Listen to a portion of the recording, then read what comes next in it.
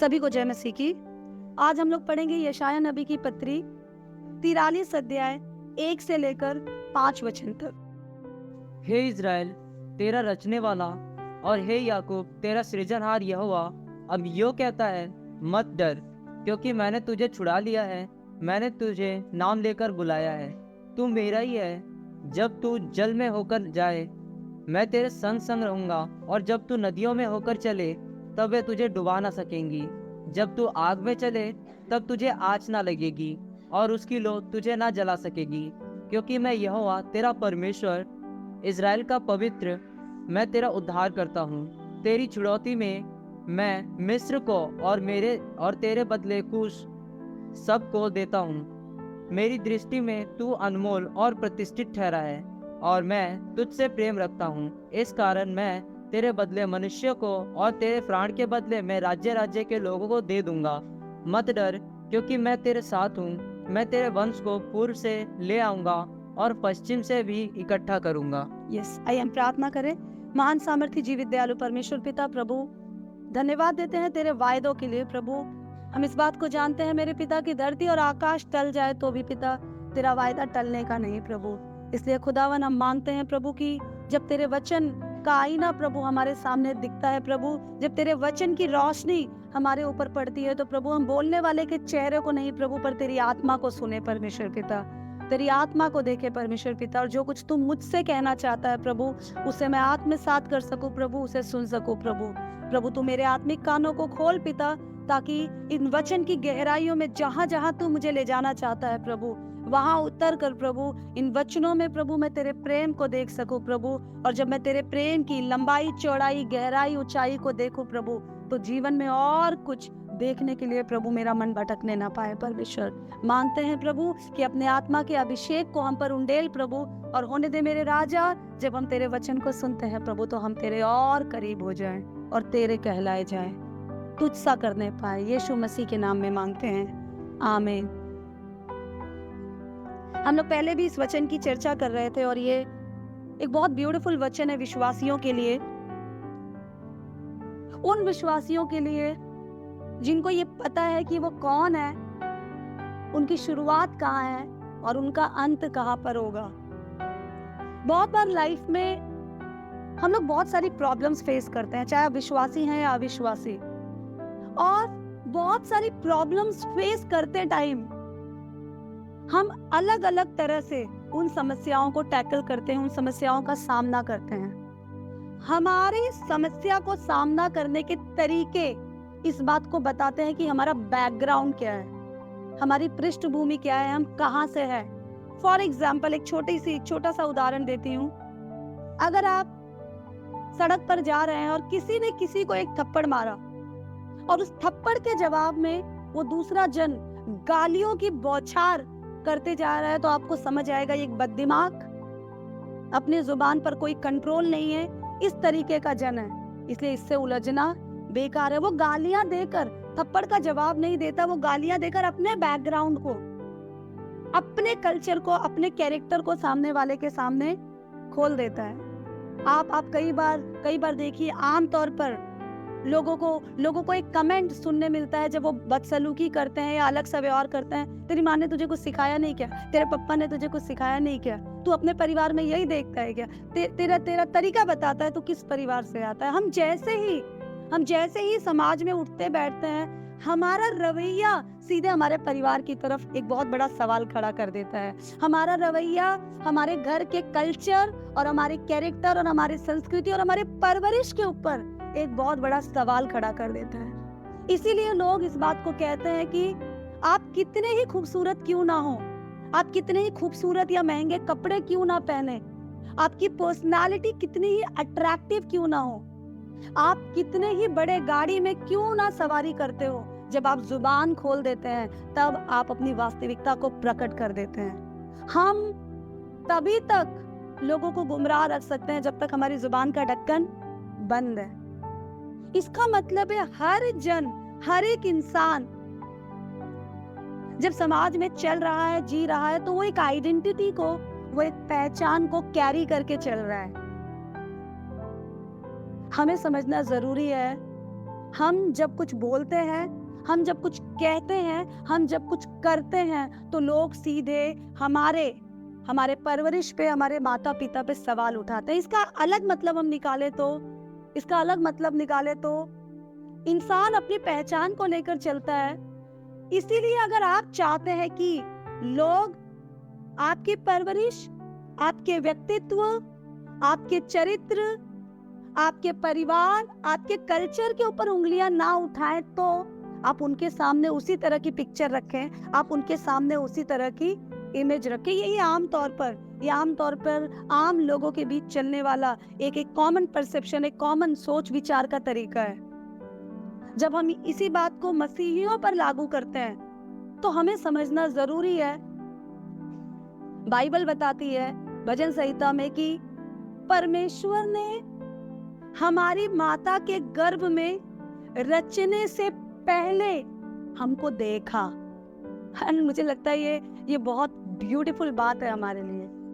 ये बहुत ब्यूटीफुल बात है हमारे लिए।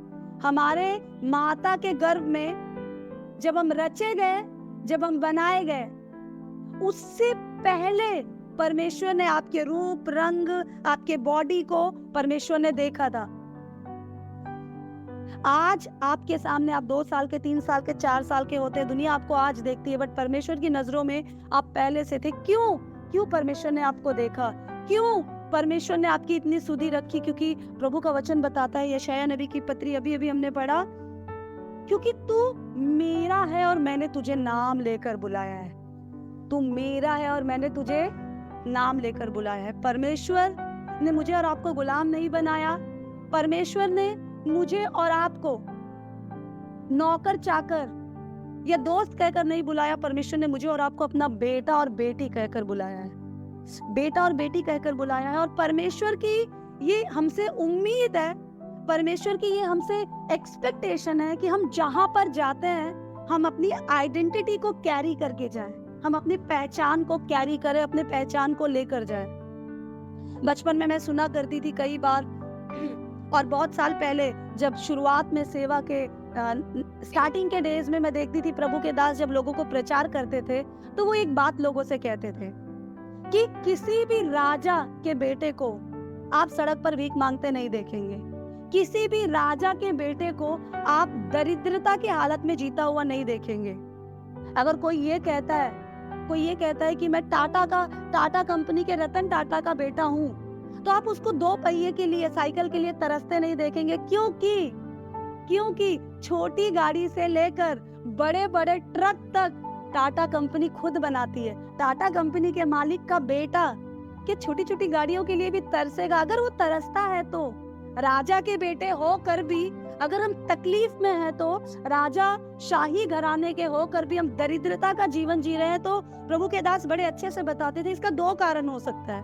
पहला कारण, तुम्हारे पिता ने तुम्हें लात मार के घर से निकाल दिया है, बर्खास्त कर दिया है। दूसरा कारण हो सकता है कि हम जानते ही नहीं कि हम कौन है और हम कहां से आए हैं। अगर हम जानते कि हमारा पिता शहंशाह है, अगर हम जानते कि हमारा पिता इस पूरे शहर का राजा है, तो हम जरूर उसके ठाठ को अपने जीवन के जरिए मेंटेन करने की कोशिश करते। ये बात मेरे और आपके जीवन में लागू होती है। अक्सर हम मसीहियों को देखते हैं, मसीह छोटे छोटे जुगाड़ों को करने में लगे रहते हैं। छोटे छोटे जुगाड़, कल का कुछ पता नहीं, बस आज किसी तरह सब कुछ हासिल कर लेना चाहते हैं, लड़के भिड़ के, मार के, काट के। बहुत सारे मसीह केवल आज में जीते हैं और वो भूल जाते हैं आज और कल का, और बीते हुए कल का भी स्वामी हमारा परमेश्वर है, उसके हाथों में मेरा और आपका नाम लिखा हुआ है। खुदा का कलाम बताता है, हे इज़राइल तेरा रचने वाला और हे याकूब तेरा सृजनहार यहोवा यूं कहता है, मत डर क्योंकि मैंने तुझे छुड़ा लिया है, मैंने तुझे नाम लेकर बुलाया है, तू मेरा ही है। एक बार कहे मैं प्रभु का हूँ, एक बार कहे मैं प्रभु का हूँ, एक बार कहे यहोवा मेरा चरवाहा है। अब आप इस बात को सोचे, क्या आप अपने रोजमर्रा के जीवन में उठते, बैठते, चलते समय, अपने कामों को करते समय, अपने परिवार के साथ व्यवहार करते समय उस शाही घराने के राजकुमार या राजकुमारी की नाई, स्वर्ग और पृथ्वी को बनाने वाले जीवित परमेश्वर के बेटे और बेटी की नाई व्यवहार करते हैं? क्या आप अपनी पहचान के अनुसार जीते हैं? कुछ दिनों पहले यहाँ मैं गर्ल्स मीटिंग ले रही थी और उस गर्ल्स मीटिंग के दौरान बहुत सारी लड़कियां इस बात को अक्सर सोचती है कि मेरे लिए कौन सोचेगा भला, मेरे लिए कौन रास्ता निकालेगा भला। मेरे पापा तो बहुत गरीब है, जब मेरे पापा बहुत गरीब है तो मैं कैसे एक अच्छी, एक समृद्ध जिंदगी की कामना कर सकती हूँ। और जब ये बातों को सोचने के कारण, अपने दायरे को सीमित करने के कारण, गलत सलत रिश्तों में, गलत सलत सोच विचार में, टेम्पररी अरेंजमेंट्स में हमारे जवान लोग गिर जाते हैं। तो कुछ दिनों पहले जब मैं गर्ल्स मीटिंग ले रही थी तो उसमें एक बात जिसकी चर्चा हम लोग मिलकर कर रहे थे, और वो बात ये है कि हमारी पहचान क्या है, हमारी आइडेंटिटी क्या है।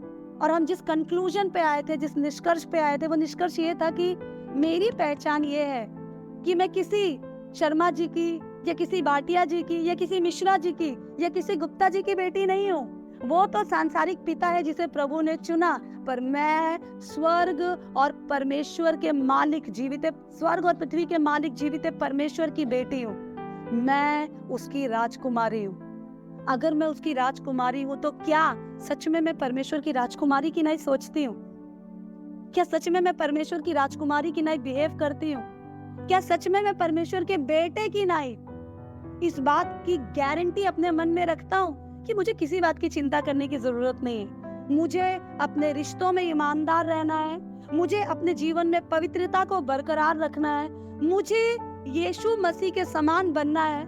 मुझे जिन चीजों की जरूरत है, मेरे लिए जिन रिश्तों का महत्व या इम्पोर्टेंस है, सही समय पर, सही लोगों के बीच, सही लोगों के साथ, सही रिश्तों में प्रभु मुझे डालेगा और प्रभु मुझे निकालेगा। मैं क्यों अपने फिक्र करूं, क्योंकि मेरा परमेश्वर मेरे लिए कहता है कि तू मेरा है, और जब तू जल में होकर जाए तो मैं तेरे संग रहूंगा। जब तू नदियों में होकर चले तब वो तुझे डुबा नहीं सकेंगे, और जब तू आग में चले तब तुझे आंच ना लगेगी और उसकी लौ तुझे जला ना सकेगी, क्योंकि मैं यहोवा तेरा परमेश्वर हूँ, इज़राइल का पवित्र। मैं तेरा उद्धार करता हूँ और तेरी छुड़ौती में मैं मिस्र को तेरे बदले कूश और सबा को दे देता हूँ। मेरी दृष्टि में तू अनमोल और प्रतिष्ठित है। प्रॉब्लम ये है कि हम संसार के लोगों की दृष्टि में अपनी वैल्यू बनाने के चक्कर में अपनी असली पहचान को भूल जाते हैं। संसार के लोगों की दृष्टि में अपने आप को सही साबित करने के चक्कर में हम अपने असली स्टेटस को, अपने असली इमेज को पूरी तरह भूल जाते हैं और अरे गहरे नत्थु खैरों की तरह व्यवहार करने लग जाते हैं। टेम्पररी झगड़ा, टेम्पररी रिलेशन, टेम्पररी सेटअप, या जुगाड़ वहां जुगाड़। हमको इस बात का पता ही नहीं है कि मेरा बाप राजा है। हमको इस बात का पता ही नहीं है कि सारी दुनिया और दुनिया का हर एक वैभव मेरे परमेश्वर ने अपनी आवाज से बनाया। उसके बाद मैं इन वैभवों से भी ज्यादा इंपॉर्टेंट हूँ, क्योंकि मुझे उसने अपने हाथों से बनाया। क्या अपने हाथों से बनाई हुई सृष्टि को खुश रखने के लिए अपनी आवाज से बनाई हुई सृष्टि प्रभु यूं ही नहीं दे देगा। प्रभु ने जब सारी दुनिया बनाई तो मुझे और आपको बनाया और बोला फूलो फलो और भर जाओ। प्रभु ने बनाकर दे दिया, हम न जाने क्या बनाने में लगे हुए हैं। प्रभु ने सब हमारे नाम कर दिया, फिर भी हम पता नहीं कौन सी जागीर के लिए मरे जा रहे हैं। हम अपनी पहचान भूल चुके हैं। ये हमें कैसे पता चलता है? हम अपने परमेश्वर की ताकत को भूल चुके हैं। अगर हम जानते तो हम परेशान ना होते, क्योंकि हमको पता है कि आकाश के गौरैयों को भी खिलाने पिलाने पहनाने वाला मेरा परमेश्वर अपने हाथों की बनाई हुई अपने संतान की सुरक्षा करना और उनकी जरूरतों को पूरा करना जानता है। वो करेगा, हम जानते। बहुत सारे लोग बहुत टाइम से संगति में प्रॉपर नहीं आते, और जब उनसे पूछो तो वो कहते हैं बहुत बिजी, हम काम कर रहे हैं। ये तो सही है, हमारा परमेश्वर भी 24 घंटे काम कर रहा है, हम भी काम कर रहे हैं। हम किसके लिए काम कर रहे हैं? मैं अपने बेटा बेटी परिवार के लिए काम कर रहा हूँ, बिल्कुल सही है, बिल्कुल सही है। पर क्या परमेश्वर की उपस्थिति के बिना आपका ये काम फलवंत हो जाएगा? परमेश्वर की संगत, जिसने हमको बनाया, हमारा पिता, उसके साथ एक बॉन्ड, एक कनेक्शन, एक संपर्क, एक घनिष्ठता के बिना क्या हम इस संसार में एक कदम भी चल सकते हैं? प्रभु का वचन बताता है कि हम प्लान करते हैं, कल मैं यहाँ जाऊंगा, मैं ये जमीन खरीद लूंगा, मैं घर बना लूंगा, मैं ये पैसे जोड़ लूंगा, ऐसा कर लूंगा, वैसा कर लूंगा। प्रभु कहते हैं, मूर्ख, आज रात अगर मैं तेरी जान ले लूंगा तो तू बता क्या करेगा? हम कुछ नहीं कर सकते। मुझे याद है कुछ समय पहले एक जोड़ा, मेरे कलीसिया का एक जोड़ा पादरी साहब के पास आया, और जब पास्टर जी के पास आया तो उन्होंने कहा, भैया हम ना कुछ करना चाहते हैं, कुछ एंटरटेनमेंट अपने लिए, कुछ एंजॉयमेंट, पर प्रॉब्लम ये है उसमें थोड़ा खर्चा लगेगा और हम थोड़े पैसे बचा रहे थे। तो प्रभु के दास ने बताया कि पाप मत करो और कल के लिए जोड़ने के चक्कर में आज कुड़ के मत रहो, चिंता मत करो। आज जो है वो आज के लिए प्रभु ने दिया है, आनंद में रहो, आनंद के लिए खर्च करो। प्रभु ने दिया ही इसलिए, कल के लिए प्रभु इंतजाम करेगा। कल जोड़ने के चक्कर में हम आज जीना बंद कर देते हैं। छोटी छोटी बातों में हमारे जवाब, हम खुद को राजकुमारी और राजकुमार और परमेश्वर का बेटा कहते हैं, और हमारे जवाब इस बात को प्रकट करते हैं कि हम न जाने किसकी संतान है। हम अगर स्वर्ग के हैं और अगर हम इस बात को जानते हैं तो क्या सच में हमारा व्यवहार हमारे शाही होने के सबूत को देता है? क्या हमारा रवैया हमारे शाही घराने से ताल्लुकात होने के सबूत को देता है? हम अपने व्यवहार से अपनी पहचान को बहुत छोटा कर देते हैं। हम बहुत फ्रिक्शंस, बहुत मोमेंट के लिए जीते हैं, और उसके बाद हम प्रभु से कहते हैं कि प्रभु क्यों तू मेरी नहीं सुनता? प्रभु कहता है, क्यों तू मेरी नहीं सुनता? तुझे क्यों इस बात का इत्मीनान अब तक नहीं है? क्यों तुझे इस बात का यकीन नहीं है कि तुझे कुछ करने की जरूरत नहीं है? बस तू मेरे धर्म राज्य की खोज कर, तू मेरी उपस्थिति में बना रहे, जिन हाकिमों के, जिन न्यायियों के अधिकार में तू है, तू उनके अधीन रहे। भरोसा तू केवल मुझ पर रख। जब तू ऐसे चलेगा तो तू जो मेरी प्रजा है, तू जिसे मैंने नाम लेकर बुलाया है, अगर तू इस बात को सुनता है, जानता है, if you know your identity and if you know where you belong, तो मैं तेरे लिए जो करूंगा वो ये होगा कि तुझे लोग आग में डालेंगे, जलने की बात तो दूर, वचन बताता है तुझे आँच तक नहीं लगेगी, आँच तक नहीं लगेगी, हमें गर्माहट तक फील नहीं होगी। हमने पिछले दिनों पढ़ा था, क्योंकि परमेश्वर की शांति का घेरा हमारे दिल के इर्द गिर्द इस कदर होगा कि कोई उस शांति के घेरे में घुस नहीं पाएगा। पर हम क्या करते हैं? हम खुद दौड़कर, पैसा देकर मुसीबतों को खरीदते हैं। हम दौड़कर प्रभु की उपस्थिति से दूर भागते हैं। हम अपनी पहचान को भूल जाते हैं और उसके बाद हम दुनिया भर को दोष लगाने लग जाते हैं। छोटा सा वचन है और बहुत बड़ी हिदायत और बहुत बड़ी टीचिंग ये वचन मुझे और आपको देता है। क्या आप जानते हैं आप कहाँ से हैं? क्या आप जानते हैं आप किसके हैं? लोकल भाषा में कहूँ तो क्या आप जानते हैं आपका बाप कौन है? आप किसकी औलाद है? अगर हम जानते हैं तो क्या हम अपने बाप के रुतबे के अनुसार व्यवहार करते हैं? डू वी बिहेव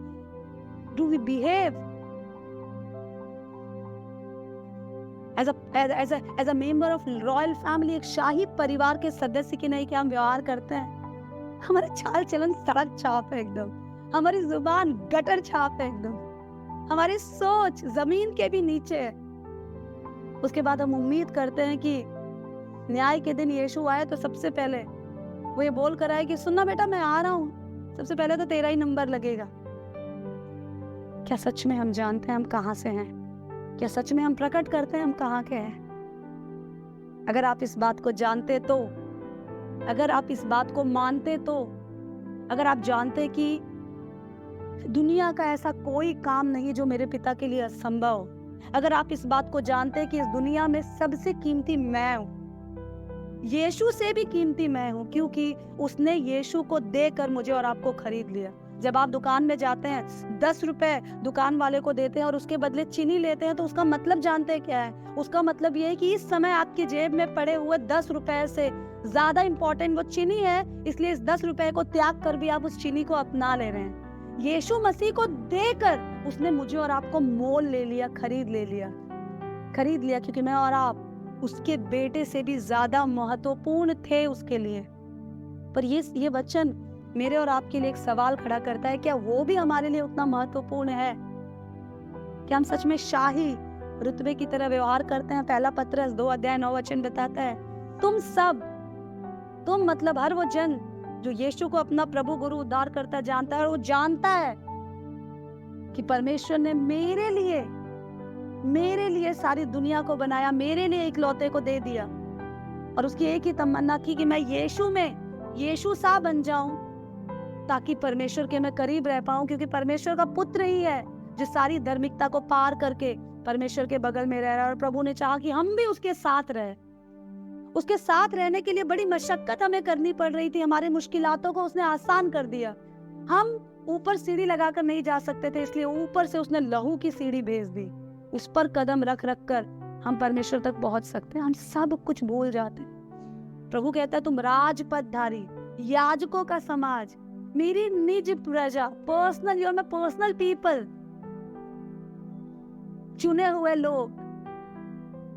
मुझे और आपको प्रभु अपना पर्सनल प्रजा कहता है। और ये बात इनमें से, आप में से बैठे वो लोग या आप सुनने वाले वो लोग, आपके लिए बहुत हल्की होगी, आपको झपकी आ रही होगी, जो उसकी ताकत को नहीं जानते। पर जो जानते हैं उनके मन में ये ख्याल जरूर चल रहा होगा, यार मैं कैसे भूल गई कि मैं किसकी बेटी हूँ, यार मैं कैसे भूल गया कि मेरा बाप कौन है, मैं कौन सी उधेड़ बुन में लग गया, मैंने कैसे सीमित कर दिया अपने सोच को, मैंने कैसे सीमित कर दिए अपने दायरे को। मैं भूल गया कि दुनिया के दायरे जहाँ खत्म होते हैं, मेरे पिता का दायरा वहां से शुरू होता है।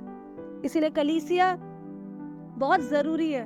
हम अगर इस प्रकार का अरमान रखते हैं कि कोई आग हमें जला ना सके, कोई पानी हमें डुबा ना सके, अगर हम इस प्रकार का अरमान रखते हैं कि कोई हथियार हम पे प्रबल ना हो सके, तो बहुत जरूरी है हम इस बात को प्रकट करें अपने व्यवहार के जरिए कि हाँ, हम तेरे हैं। उसने कह दिया कि तू मेरा है, पर क्या हम उसके हैं? ऐसा व्यवहार हम उसके लिए प्रकट करते हैं। इसलिए कलीसिया मैं आपको उत्साहित करना चाहती हूँ कि अपने विश्वास को अपने व्यवहार में प्रकट करें। अपने आप को छोटा मोटा ना समझे। मुझे बड़ा अच्छा लगता है कई बार जब कुछ धमकियां यहाँ वहां से आती है, तो मैं कहती हूँ धमका लो, मेरा बाप है ना, मेरा बाप, ये बोलो तो लोगों को लगता है भाई किसकी औलाद है ये। मेरा बाप स्वर्ग और पृथ्वी का मालिक है। वो दिखता नहीं है पर वो सब देखता है। मुझे पूरा यकीन